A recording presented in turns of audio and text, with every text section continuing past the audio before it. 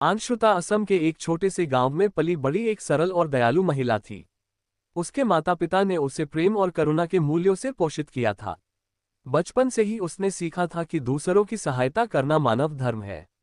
उसकी मुस्कान में एक विशेष आकर्षण था जो किसी के भी दिल को छू लेता था। युवावस्था में अंशुता का विवाह अरिंदम से हुआ, जो एक संपन्न व्यवसाय था। विवाह के बाद वह शहर में बस गई। अरिंदम का स्वभाव अंशुता से बिल्कुल विपरीत था। वह धन संपत्ति को जीवन का सबसे महत्वपूर्ण पहलू मानता था और परोपकार में विश्वास नहीं करता था। अंशुता ने सोचा कि समय के साथ वह अरिंदम की सोच में परिवर्तन ला सकेगी। शहर में बसने के बाद भी अंशुता ने अपनी परोपकारी गतिविधियां जारी रखीं। वह गरीब बच्चों को पढ़ाती, बीमारों की सेवा करती और जरूरतमंदों की सहायता के लिए हमेशा तत्पर रहती। उसकी इस निस्वार्थ सेवा के कारण लोग उसे सम्मान की दृष्टि से देखते थे। अंशुता की परोपकारी गतिविधियां अरिंदम को नागवार गुजरती थीं। वह अक्सर उससे कहता, तुम अपना समय और पैसा इन बेकार के लोगों पर क्यों बर्बाद करती हो?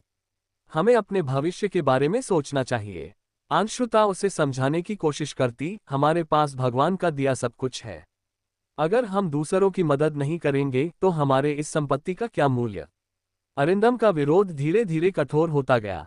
उसने अंशुता के परोपकारी कार्यों पर प्रतिबंध लगाने की कोशिश की, लेकिन अंशुता ने हार नहीं मानी। उसने निश्चय किया कि चाहे कितनी भी कठिनाइयां आए, वह मानवता की सेवा करती रहेगी। अंशुता ने अपने बच्चों को भी परोपकार के मूल्य सिखाए।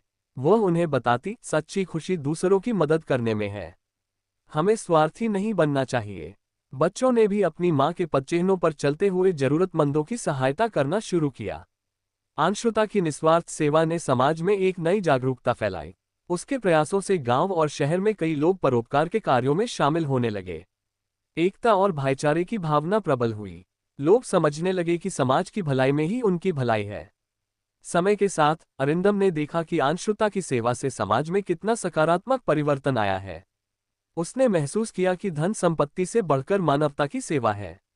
एक दिन उसने अंशुता से कहा, मैंने तुम्हारी सोच को समझने में बहुत देर कर दी। अब मैं भी तुम्हारे साथ इस नेक कार्य में शामिल होना चाहता हूँ। अंशुता की आंखों में आंसू आ गए। उसने भगवान का धन्यवाद किया और अरिंदम को गले लगा लिया। अब अंशुता और अरिंदम मिलकर समाज सेवा में जुट गए। उनके बच्चे भी इस मार्ग पर चल पड़े।